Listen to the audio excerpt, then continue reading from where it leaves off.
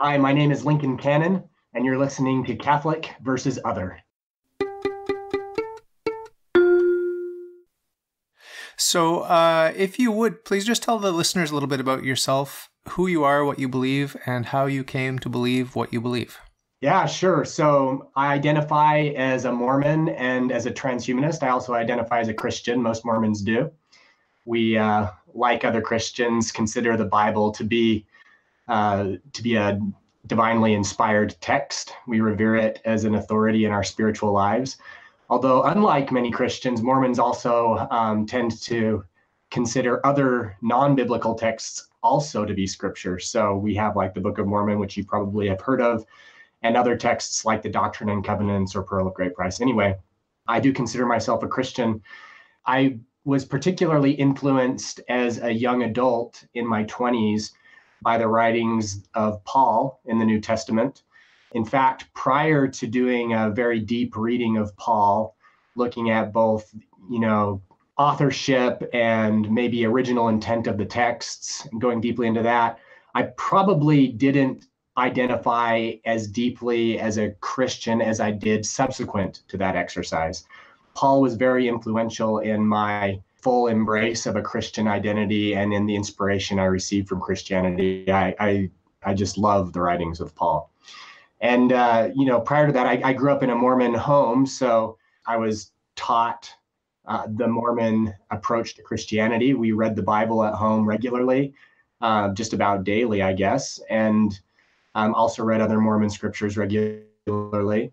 So I grew up doing that. I also grew up in a home that was very friendly to science and technology, had kind of a faith crisis in my teenage years where I started to becoming more skeptical of God and religion generally. That faith crisis kind of climaxed in my 20s, which is odd because that's also when I was becoming most Christian. A lot of people seem to fall away from their theism and their Christianity at the same time. I actually became more Christian as I became more atheistic.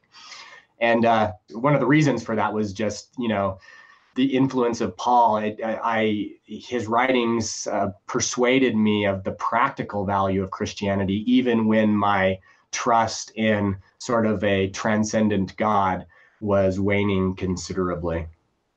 Anyway, I mentioned I grew up in a science and tech friendly home. That ended up being very important to me as I got older. I started looking at the ways to promote and to pursue many of the visions that are advocated by religion.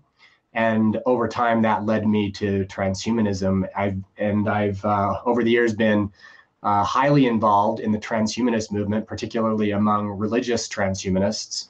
I'm one of the founders of the Mormon Transhumanist Association, also one of the founders of the Christian Transhumanist Association.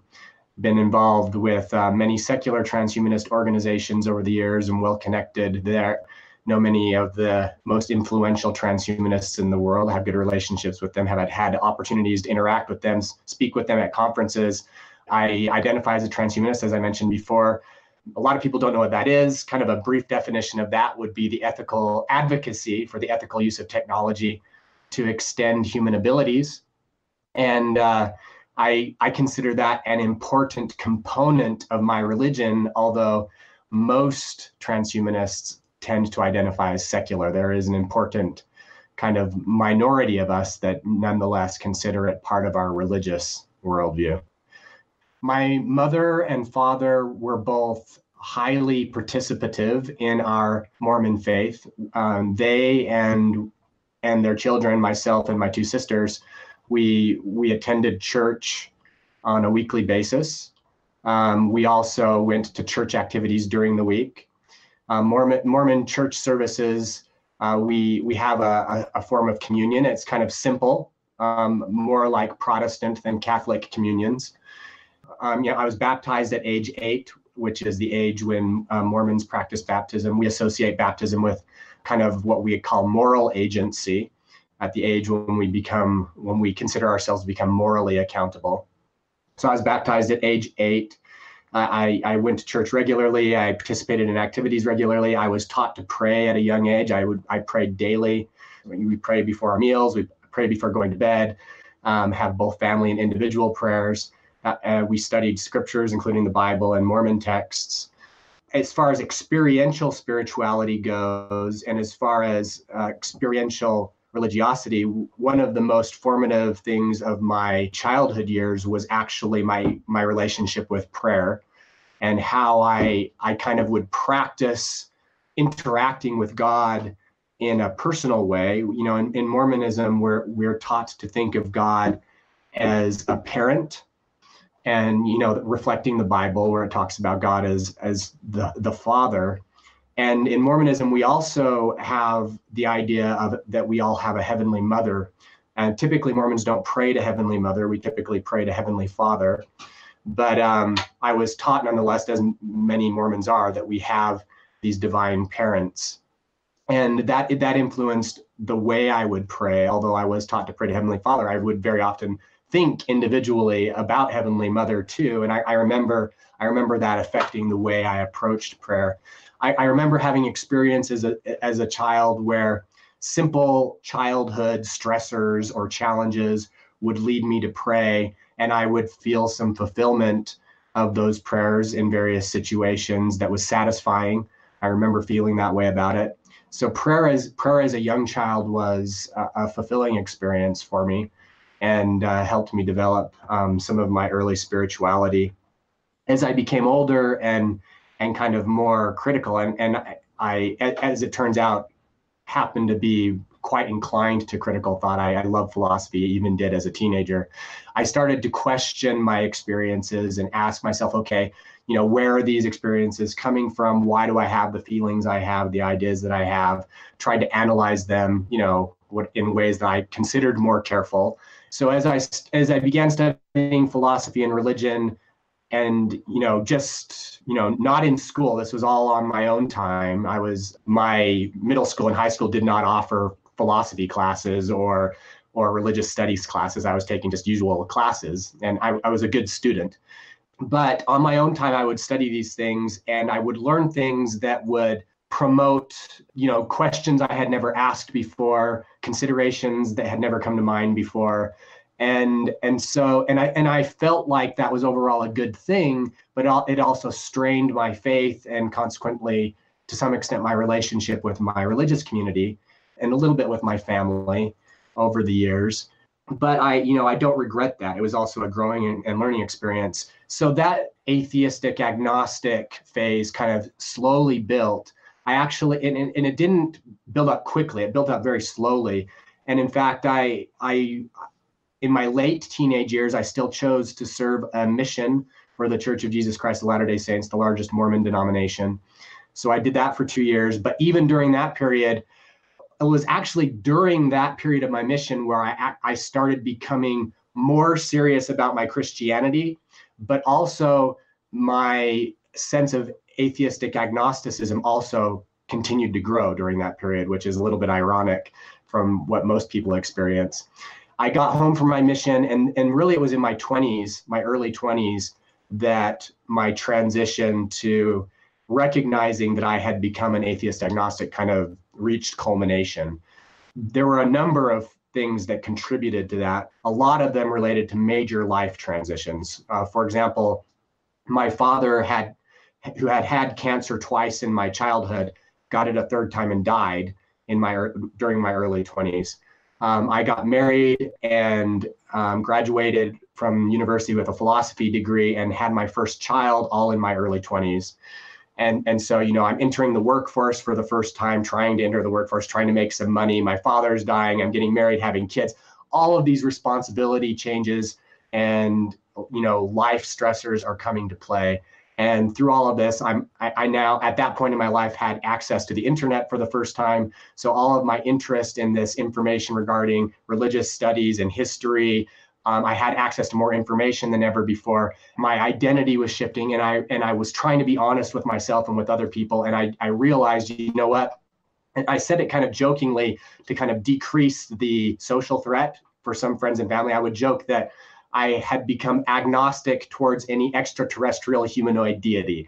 That was my way of saying that, you know, I no longer had faith in kind of a God out there. I still kind of had, well, not kind of, but very much had a faith in an immanent sort of God, in human potential, in our potential to thrive and develop in divine attributes ourselves. And that motivated me a great deal and is one of the things that contributed to my eventual discovery of transhumanism.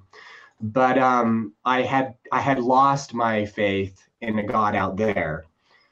And, I continued to explore and have new experiences. Life continued to shape me. I encountered new ideas philosophically, scientifically, religiously. The philosophical tradition of pragmatism, that ended up being very significant in another transformation. Like I mentioned, I started studying Paul more thoroughly than I ever had before in the New Testament. That continued to shape me. I also encountered the ideas of transhumanism on the internet, and they resonated deeply with me. They reminded me of things I had always thought, but I had never called transhumanism. And then they helped me develop those ideas to greater extents that I hadn't before. And so those things all kind of came together. Discussions with friends across the internet that I developed contributed greatly. The internet was an amazing thing for me. And over time, I developed back into what I would call theism. That would have been there was probably a period of, I'd say, 5 to 7 years where I was essentially atheistic agnostic. And then I transformed again into having rational reasons for going back to theism. And that kind of helped me unlock my emotional inclinations, my spiritual kind of psychological aesthetic inclinations that were always there, but that I didn't feel like I could pursue for rational reasons during a period of time in my life. So it helped me kind of put my heart and my brain back working together rather than against each other. And between the years 2005 and 2007, I transitioned back into theism. Because you've studied philosophy, would you say that Nietzsche was a transhumanist? Oh, so that's a controversial question, right? So yes, I would, but not in the superficial way that many transhumanists might think when they think of what transhumanism is. So a lot of people, when they think of transhumanism, they think predominantly of increasing strength and intelligence and kind of on a superficial level. Nietzsche was far more concerned with human transformation at a conceptual level. And I happen to think that that's also essential to a robust transhumanism. So my answer to that would be yes, I do think Nietzsche can be properly considered a transhumanist, but only if we're considering transhumanism more broadly than in a superficial sense that is concerned merely with physical characteristics.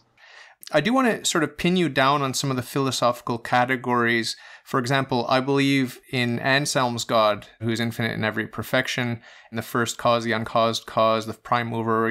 I think that we have free will and that morality is objective and eternal, and that we either conform with that or we die the eternal death. We have to conform to God and his goodness. There is no evil, there's only the good, and that evil is a falling away from the good. It's a privation of the good. I want you to talk about some of these principles philosophically, where you are today. Do you agree with everything I've said? Or if not, can you sort of show me where you differ? I would characterize what you're talking about as a Platonic approach to theism. And that's been highly influential throughout Christian history. Over and over again, Christianity, whether Catholicism or otherwise, has reintegrated itself with Platonic ideas and been deeply influenced by them. And I don't think that's necessarily good or bad. I'm not making any kind of moral judgment about that. But it's also not the approach that inspires me. I do find some inspiration in it, to be a little bit more clear. I think that it's interesting and useful and often inspiring to think of God in that ultimate sense. But I find it more useful and inspiring to me in my life to think of that ultimate sense as being derived from something more embodied and physical and dynamic.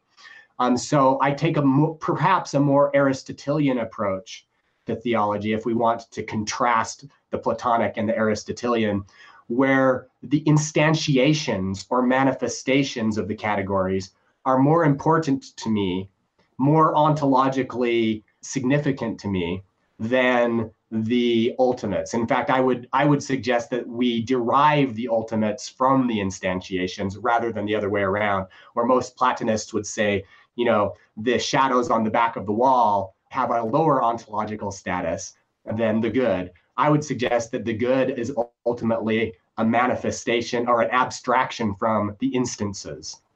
So I would kind of turn that around. So God for me is most important in the embodied sense, in the dynamic sense, in the living, breathing, parts and passions sense, not in the without parts and passions sense. And so, and this is very typical of the Mormon tradition. In the Mormon tradition, we emphasize the embodied God. We emphasize the idea that humanity, as the children of God, can and should develop into godhood, as children do into adulthood. And that by doing so, we're not displacing God, we're joining God, we're communing with God, we're becoming one in God. That is to have Christ in us, as Paul might put it in the New Testament. That's how we would interpret something like that. So there are lots of interesting commonalities, how Catholics might approach divinization, or how the Eastern Orthodox might approach up their version of apotheosis. Lots of interesting commonalities, but of course, where there's commonalities, there's also some divergences in interpretation. And I'm not at all unusual among Mormons in emphasizing the embodied and the instance over the category. I have a great deal of respect for Catholicism. My mother was a Catholic, converted to Mormonism. My wife was a Catholic, converted to Mormonism. I've had many excellent Catholic friends, and I have high esteem for Catholics individually, and I like the Catholic Church on the whole. I don't think that there's anything in the world that's perfect, not even my own church, to be frank. So I don't think the Catholic Church is perfect, but I respect it. And I think that on the whole, it does more good for the world than bad. Is that a typical attitude for a Mormon to hold toward the church?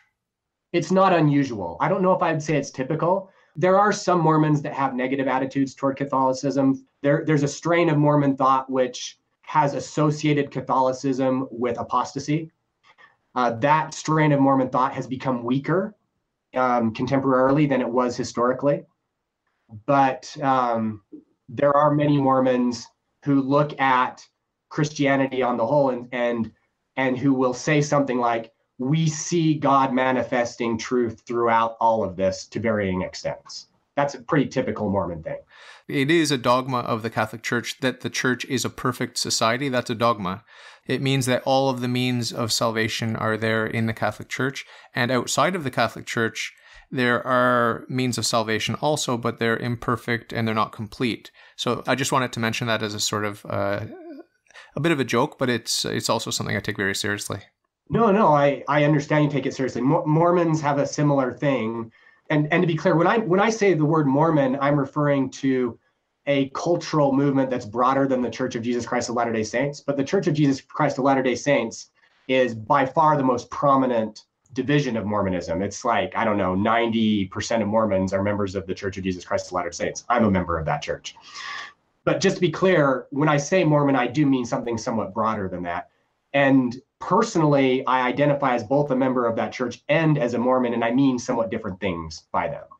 So many Mormons and many members of my church would say something along similar lines to what you just said about the Catholic Church. Authority is very important in Mormonism. Ritualistic authority and authority received from God are things that are emphasized in Mormonism, much like in Catholicism. There are many, many versions of Christianity which kind of downplay authority. Mormonism does not. It, like Catholicism, emphasizes authority. And so historically, that played into this idea that I mentioned a few minutes ago about Catholicism particularly, but much of Christianity in general also being in apostasy, and the need for a restoration. So Mormonism is a restoration movement, a need for a restoration of authority to bring in all of these, like what you described, essential ordinances for salvation. That's a very common Mormon approach. My personal approach to those sorts of things is that rituals do have salvific effect. Those salvific effects are, in my estimation, not supernatural. They're not magical. they're all natural and can be understood, and they could even be quantified if we had a sufficiently sophisticated set of machines to help us measure the effects on communities. But the way that I look at ordinances and authority is that they affect our societies and our cultures as a social technology. And in fact, I would consider religion, as manifest through ritual and ordinance, to be the most powerful social technology. So its use, as I would characterize it, is something to shape our communal action towards our transformation. And that can be both good and bad. I think religion can be used for horrible ends. I also think religion can be used for wonderful ends. And often it's used for a little bit of both. So I do embrace full-heartedly the importance of authority, but maybe approach it differently and more pragmatically than some persons who approach it that might see it more supernaturally than I do. Do you believe in the supernatural? No, if what we mean by that is something which is beyond our ability to interact with naturally. Yes, I do believe in the supernatural if what we mean by that is just something that we don't yet know how to interact with naturally. Do you believe that the material universe has a beginning or no? I'm open to the possibility that it does. I'm open to the possibility that it doesn't. And I'm also open to the possibility that it is indefinite, which is kind of a strange idea, but I'm open to that. Okay. The basic question I'm getting at here is, does God need a material, physical universe in order for him to exist as some sort of epiphenomenon of the natural world? Or if the universe is a creation of God, could he just as well exist without having created matter and substance and the natural world? Most Mormons reject the idea of immateriality in general. Even spirit in Mormonism is understood to be a manifestation of materiality. We're not dualists in the classic sense where there's like the body and then there's like something immaterial, maybe the soul, that is non-material. In Mormonism, we still talk about the difference between spirit and body, but we consider them both material. Even our scriptures will make a comment about spirit just being more refined or more pure, and we could see it if we had purer eyes. God in Mormonism is also embodied, and embodiment is an inseparable aspect of God. So when you ask a Mormon, can we imagine there being God without a physical manifestation? That's almost a category error in Mormonism. The two go necessarily one with the other. There is no such thing as that which is immaterial from a Mormon perspective. Okay. Is the Mormon God considered infinite in every perfection or no? Some Mormons do want to take an approach that is maybe more reminiscent of the approach that would resonate with you, where yes, God is infinite in every virtue or every perfection, but they have trouble then reconciling that with the embodiment of God, which is heavily emphasized in Mormonism. So I think that there are very useful categories, the superlatives that we attribute to God that we can consider as useful approximations, and that God is manifesting them in approximate ways. But the God in which I put my trust is a dynamic God, a growing God, a God who is increasing in knowledge, not in any ways that I would recognize, far beyond my own capacities, but who continues to increase in knowledge, who continues to increase in power, and who is attempting to cultivate those capacities in us as well. Now, we might think of that, going back to Mormons who try to reconcile that with a little bit more Platonic worldview than the one that inspires me. They might talk about there being kind of a spiritual understanding of God in which the embodied God is an instance and participates in. And they might give that kind of more general spiritual version of God a greater ontology than I'm personally inclined to give it. So there are some variations in how Mormons approach that. But my own inclination is to consider that abstraction to be useful in many cases, not in all cases, but not to be superior in its ontological status to the dynamic living God, which we can talk about as being omnipotent and omniscient compared to us. But it's almost nonsensical to talk about it in like an absolute sense. Is there any theoretical objection in principle to considering the possibility that some being could overtake God's number one position on the top of the hill? In Mormonism, there is the idea that if God were not to adhere to certain principles, God would cease to be God. But it's also commonly understood in Mormonism that that's not going to happen. That the reason why God is where God is because God does and will with, like, I don't know, we almost want to go to the superlative there and say God always will adhere to these principles, but there's that risk that then we're just attributing some other superlative. And so my own approach to that would be, well, we're talking about a super intelligence here who knows a lot more about the challenges of life than you and I do, is far more advanced in all of those virtues and capacities than you and I are. It's pretty reasonable to have trust and confidence in that. But do I insist on some kind of absoluteness to it? No, I don't. I don't even care, to be honest, whether it's absolute or not. And I don't even think I could know. I don't think I have the anatomical capacity to judge such a thing. Do you know the difference between a potential infinite and an actual infinite in mathematics and philosophy? In a layman's sense, yes. Your God is a potential infinite, whereas my God is an actual infinite. If you subtract from my God's infinite nature, there's nothing taken away, whereas yours, when you add and subtract, there is an actual difference. That sounds fair to me. And in fact, this relates to interactions I've had with Eric Steinhart, who connected you and me. Eric is definitely much more Platonic in his version of theology than I am. And that's okay with me. I have nothing against Platonists. I just don't pretend to know. And so I have a very pragmatic approach to theology. What matters to me is the difference it makes in practice to my spiritual life, to your spiritual life, to our community's spiritual life, and how it either contributes to or detracts from our transformation to be more like the God that we revere. And so if a Platonist tells me the kinds of things that you and Eric tell me, and I see the spark in their eyes, and I see them acting and living principles better because of that spark, all I can do is go, yes, go, brother, go.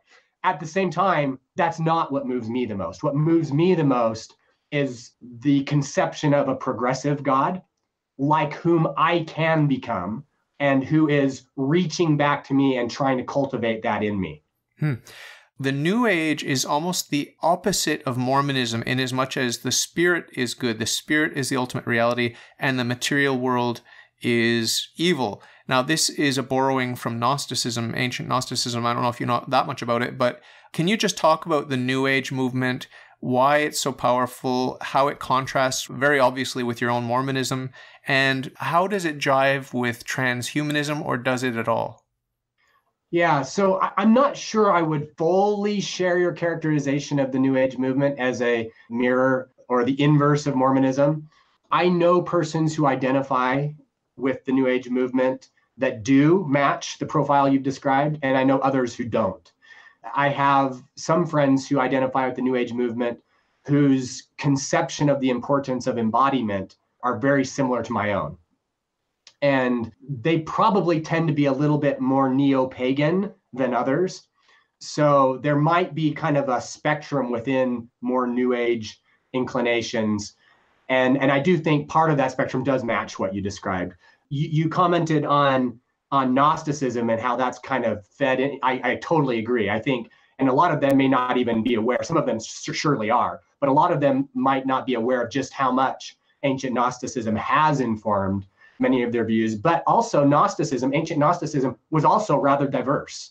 There was a spectrum of ancient Gnosticism that did range from the rather escapist to other forms which had much more positive takes on the body. But the most influential and well-known of them were rather escapist. You know, the idea that kind of a lesser God, if it was even a God, some kind of demiurge, created the world against God's will, and that our job was to escape it and return to God and overcome materiality. Of course, that's a well-known ancient Gnostic idea, which is reflected in some aspect or some forms of New Age thought. And maybe this comes down to how we choose to label something as New Age or not.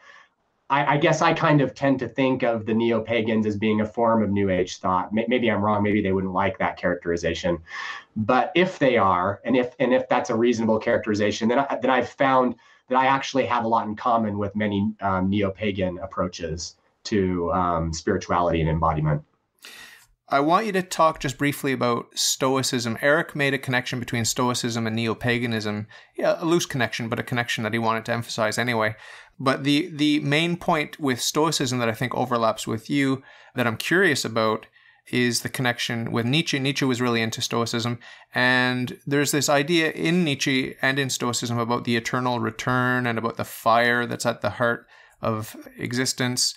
And there's that fate, that idea of fate. If you can talk about that and talk about your notion of progress, God's progress, your progress, and acknowledge, if you would, that we cannot have infinite time behind us, because if we had infinite time behind us, and if we're progressing, then that progression would be infinite. So it seems to me that there would be a finite amount of time behind us. So I've given you a whole lot to think about and to talk about. Just pick up on what interests you and answer as you wish.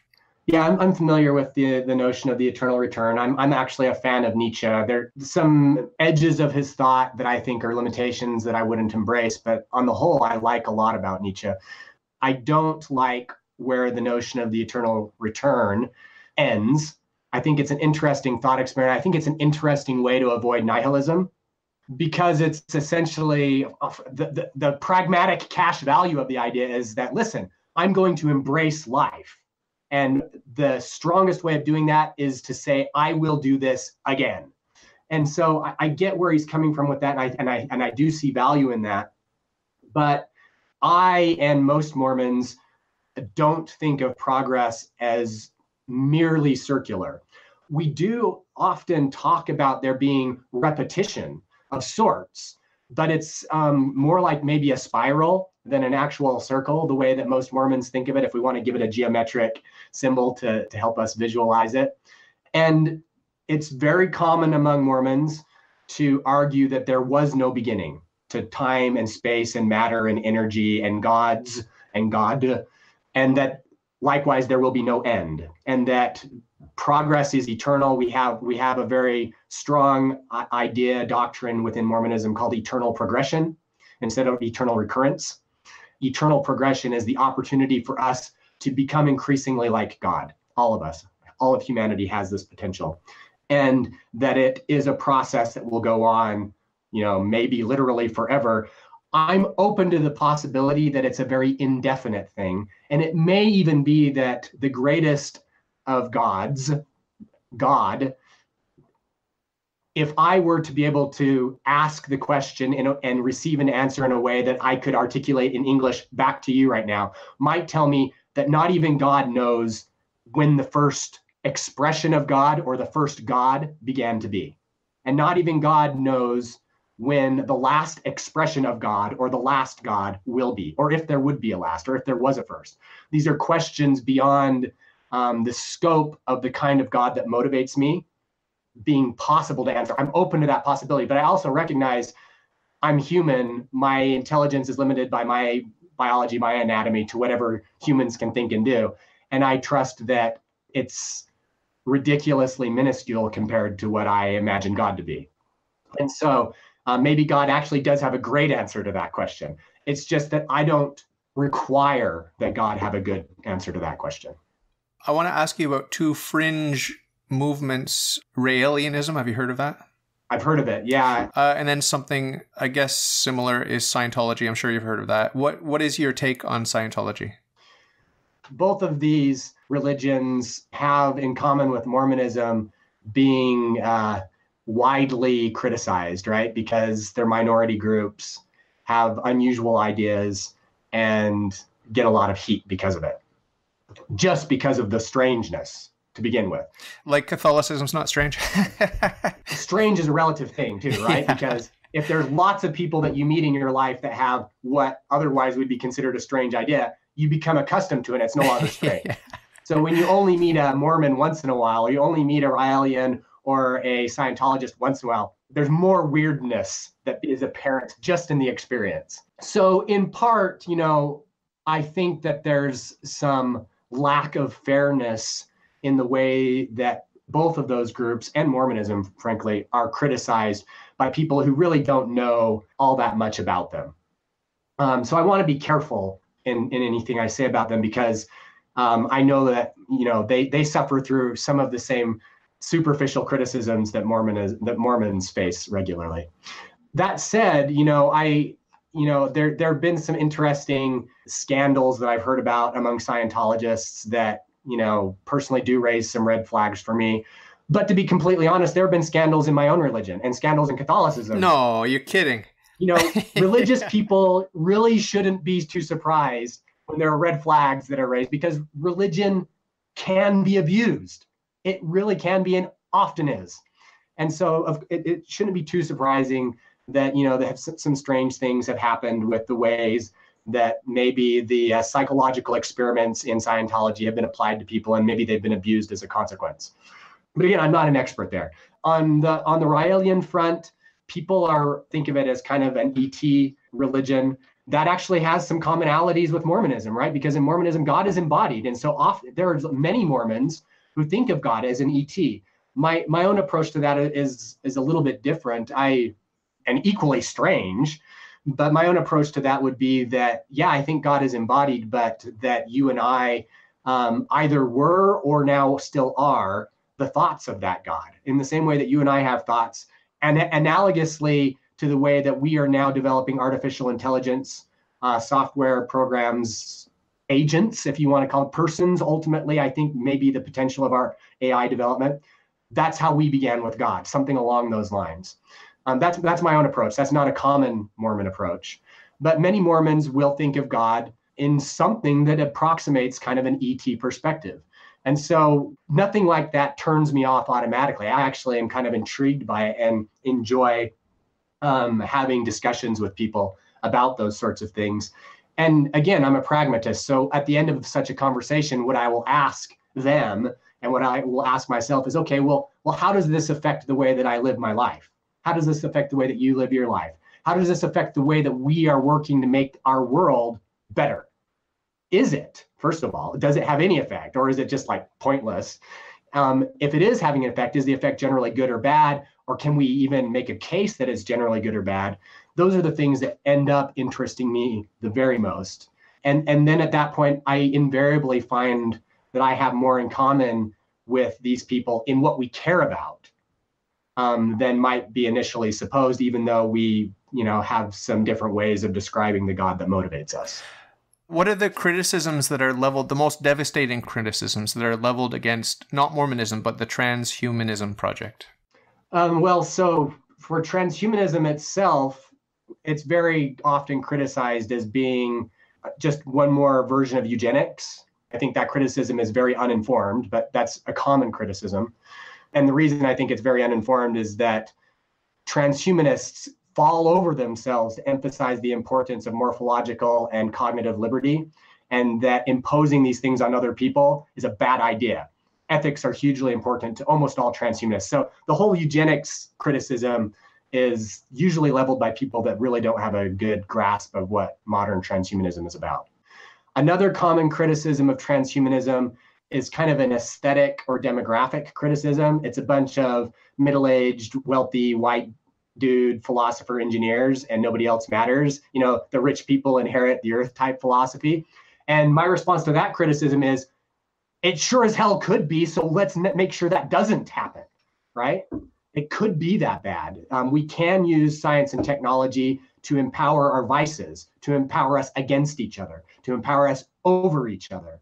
And if we allow ourselves or the wealthy to oppress the rest of us and to build on our backs, then that's a problem. So that criticism I actually think is legitimate.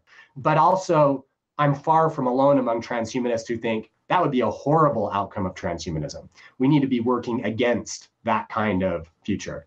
Are there any popular Hollywood films that explicitly tackle the issue of transhumanism in a positive light or in a negative light? Many tackle transhumanism in sci-fi and dystopian light. That's very common. Most science fiction, just the necessity of a plot and the necessity of tension and the resulting entertainment value requires dystopian versions of the future, right? You can't have a movie that lasts more than 5 minutes if all you do is say, look how awesome this is. And they're like, yeah, I want to be there, but the story's over.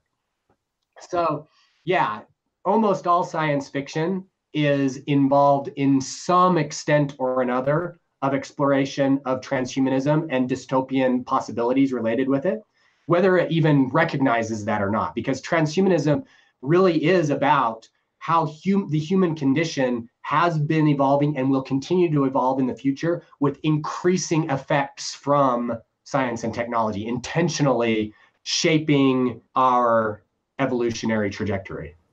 I'd like you to talk a little bit about existentialism and then postmodernism, please. Yeah, so I probably am in function rather existentialist myself. I don't think that meaning is imposed on us. I think meaning is something we create. And as you might imagine, that fits well with the theology that motivates and inspires me, right? Because in my theology, the God in which I put my trust, the God that inspires me, is a God who sets about instituting laws whereby others might learn to progress as God has. And those laws range from physical laws to moral laws to, aesthetics even. And as a child, part of the reason for my early faith crisis was the breaking down of things that I kind of, as a child inherited as this naive sense of absoluteness. And it all kind of broke down. And the way I built things back together was very pragmatic in its approach, where truth is what works. That's not to say that there's not the possibility of some absolute truth out there. It's just to say that the only way I'll ever know anything about that absolute truth, if it exists, but I'm not saying it does, I think it's a hypothesis at best, and one that I'm not even sure that anybody could prove. But the only way we could ever know anything about it is through our subjective experience of it. And so at the end of the day, we have to measure the utility of things through ourselves and through each other and exchanging information. And objectivity, for me, is not the negation of subjectivity.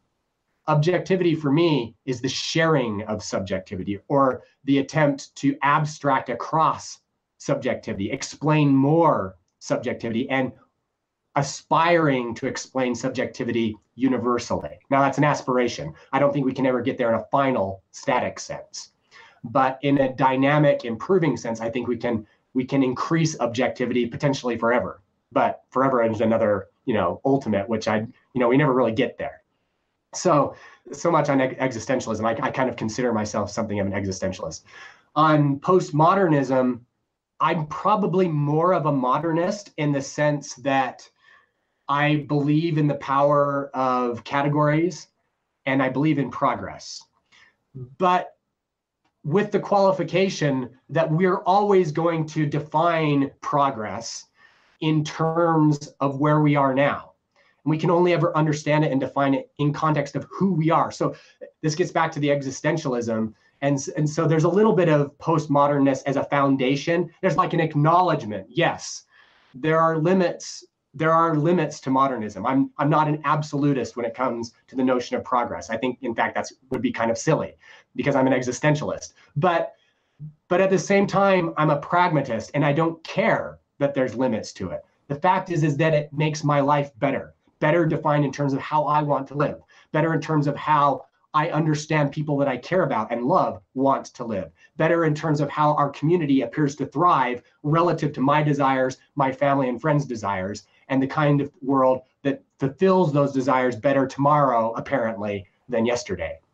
So yeah, there's kind of an acknowledgement of the breakdown of categories that ultimately, we can move beyond them all. But that for me, maybe I'm a postmodernist, right? In the sense that the fact that we can be skeptical to the point of breaking down categories is not a reason to do that. It's just a reason for humility. And humility is a good thing. And so acknowledging humility, acknowledging my limitations, I still can get together with my friends and say, let's build something that matters to us. And let's bring in other people and see if they can help us bring something that matters to us extended. And let's go from there. When I think about pragmatism and abortion, it doesn't really come up with a really good outcome for the little one in the womb. What is your position on abortion, and what is your position morally on sexuality generally? I think you can acknowledge that the Catholic Church has a pretty restrictive view of sexuality. It's within marriage between one man, one woman. Talk a little bit about your own personal view of sexuality, about the Mormon view of sexuality, the transhuman view of sexuality, and just generally what's going on with all this, because it's a very hot topic. Mormons emphasize sex in marriage. So sex prior to marriage is not a good thing, according to most Mormons. Sex in marriage is a great thing. Whereas in Catholicism, there's often expressed this idea that marriage is kind of a lesser law. If you can live celibately, that might be an even better thing. Yeah, it's hard to answer that, but they are both valued. And it's more straightforward in Mormonism. In Mormonism, it's just straightforward. Marriage is awesome. Another slight difference, Mormons, by and large, they don't like abortion. But our position towards abortion is a little bit more liberal than Catholicism. In Mormonism, the official policy of the dominant church, the one of which I'm a member, Church of Jesus Christ of Latter-day Saints, is that, abortion is a bad thing, but abortion is morally permissible after going to God and seeking inspiration and making sure that, you feel right about this in cases of incest, rape, and threat to the life of the mother kind of things. So while Mormons tend to be quite anti-abortion, there's this practical qualification on it. I want to talk about militant atheism and why there's a lot of anger and pettiness in the comments section on my YouTube channel and on the internet generally. Why are people petty and angry? Oh, isn't it terrible? It is so horrible. So yeah, you probably get some of the similar things. As you might imagine, being both a Mormon and a transhumanist, I am ridiculed and demonized by various groups to incredible extents. On the one hand, there are conservative Christians who think that Mormons are really, really evil, right? That we worship Satan, that we are like the most counterfeit attempt at Christianity, that we have totally, ruined everything about Christianity and we're deceiving the world. And the horrible things that they have said to me about how they hope that I burn in hell and that I live in infinite pain, seriously mentally ill attacks on me based on just them knowing that I'm a Mormon. Add to that the fact that they think that transhumanism is the mark of the beast incarnate, inspired by Satan, that it's this new world order that's trying to take over everything. It's this weird conspiracy between engineers and scientists and the World Bank and Colonel Sanders too. So they hate transhumanists too. I am evil squared. Mormon times transhumanism, there is nothing worse to these people than a Mormon transhumanist. And I was just picking on the evangelical kind of super conservative Christians there.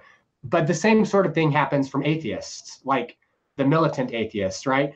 And I want to point out that I think that there's actually functionally a lot in common between the dogmatic militant religious person and the dogmatic militant atheist. Both of them have a very rigid conception of religion, very rigid. One of them asserts that this rigid conception of religion is absolute truth, and anything that deviates from it to any extent is pure evil. It's like this black and white, all hell breaks loose if you are not exactly this thing. And then the rigid militant atheist says, yes, that is religion. That thing, that behavior is religion. That is exactly what it is. And everybody who is religious does that, and they're all horrible. There's a lot in common between both of the approaches of these dogmatically militant ideologues. One acknowledges their religiosity, one probably misrecognizes their religiosity and thinks it's non-religious.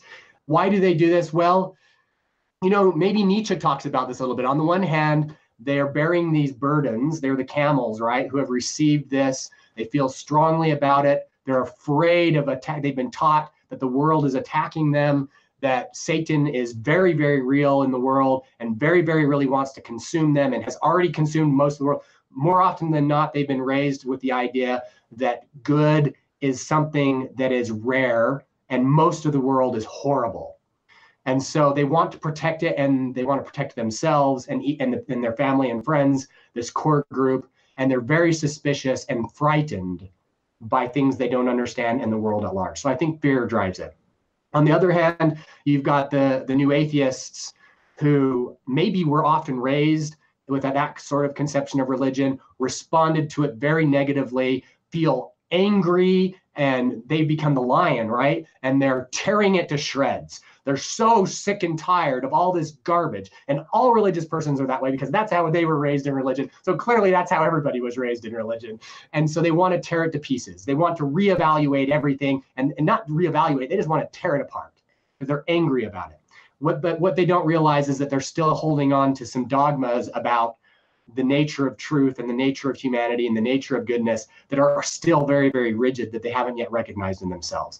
They're focused on some narrow theological claims, and they haven't gotten to the aesthetic and ethical claims, and they haven't started tearing those apart. When they finally get to that level and they become lions on the ethical and aesthetic level, and not just merely on the more shallow epistemic level that they started at, then they like turn in on themselves, and then they start tearing themselves apart. And that's when things, if they get to that point, become really interesting. Sometimes it can be life-threatening, unfortunately, but it can also be transformative if traversed. So why are people doing this? Well, they're trying to grow, or they're trying to preserve what they value. Why do they hate us? Well, because we're scary. From where they are, we really are scary, or we really do represent things that have hurt them, or have hurt people that they care about, at least in their minds, right? They've associated you and me with something that frightened them or hurt them or did something bad to the world, and they're fighting back or they're resisting it, and they feel strongly about the importance of doing that. So I guess that would be my charitable take on it. In the long run, I hope that these lions transform one more time as they turn their critical thinking abilities onto themselves and not just on other people. And they become the childlike creator, the reevaluator of all values, that they realize, you know what, everybody else is like me in this way. And this way is that we want to create value and meaning in life. We all want that. We all want meaning. Now, some of us are more confident than others about whether we have it. Some of us feel it deeply. Some of us know it intellectually. Some of us just hope for it vaguely. And some of us have lost our hope. But we all kind of want that. And so I think once they start to get beyond the camel and the lion, and they start becoming the child, and we're all only starting, maybe from Nietzsche's perspective, maybe that's when we can find more commonality with each other. And that doesn't mean we all have to agree or ignore our differences. I love the approach you're taking. You're saying, yeah, well, it's boring to say just the things that we agree on. Let's talk about what we disagree on. But we can approach that also in ways where we're not strangling each other. We really can. You seem to do it well. I have not known you long, but you seem to do that. I do want to let you close the show. You've said a lot about hope. You've said a lot about reconciliation with our fellow man, but dig a little bit deeper and give a general message of hope to the listener. Just to end the show and to wrap up, what could you say to anyone that might be out there listening now? I'm deeply inspired by the idea, as expressed by Paul in the New Testament, that the body of Christ requires all of its members. And I think that body of Christ does incorporate all of humanity to varying extents and to the varying degrees of willfulness. And so, the head can't say of the feet that it doesn't need each other. The feet can't say of the head it doesn't need each other. We need each other. We're all learning. We all have things to learn better. And so give me a chance to learn, and I'll give you a chance to learn. And I am perfectly confident as a pragmatist can be, that the consequence of giving each other opportunities to learn and being constructively critical and supportive of each other simultaneously will make the world better, will make the body of Christ stronger. So whether you're a transhumanist or not, I want to be in communion with you.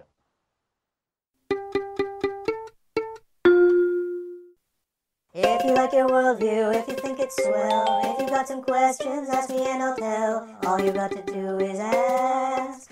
All you got to do is